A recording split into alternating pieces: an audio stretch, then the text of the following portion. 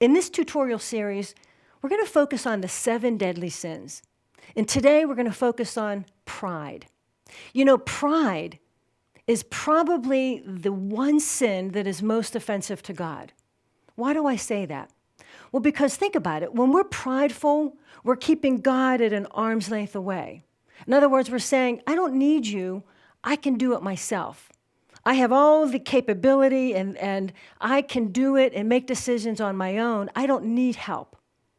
And when we are prideful, when we have pride, it's offensive to God because He's the creator. And so think about how in your life, what can you do to change that? You know, I think in terms of, as a medical physician, in terms of disease and health. Pride is one of those things that would be like a cancer of the soul. How do we cure that cancer? Well, the best way is humility. Humility is the antidote. Humility is the medicine that really helps to cure the sin of pride. Now, what do we mean by humility?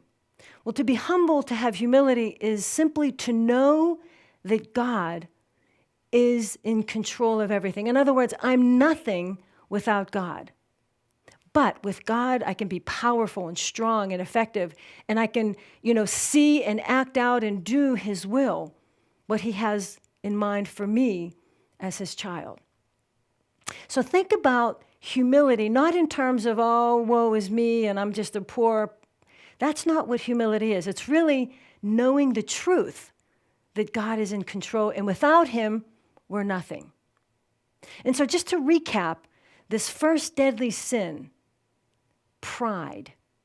That pride is the most offensive to God because we're saying, you know what, I don't need you, I can do it myself.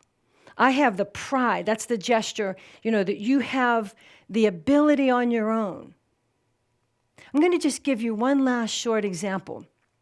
According to Bishop Barron, who is, I think, awesome, he gives an example that I think is a very powerful example. And that is, let's talk about sports. If you were to learn the sport of baseball, for example, and you were doing it on your own, and everybody on the field were doing their own thing, after a while it would get boring. Everybody would just kind of be running around, it would be chaos, and then a little while later, everybody would just kind of leave. But when you have a coach, and when you have rules to follow, and somebody that directs you, then you can be free to be the best person, the best athlete that you can be. And so think of it in those terms, that you don't want to have pride where you can answer everything and do it all yourself, but rather look to the book that God gave us, Scripture, pray, be humble, ask God to help you to practice humility. And that's the best way to get rid of this first deadly sin that we call pride.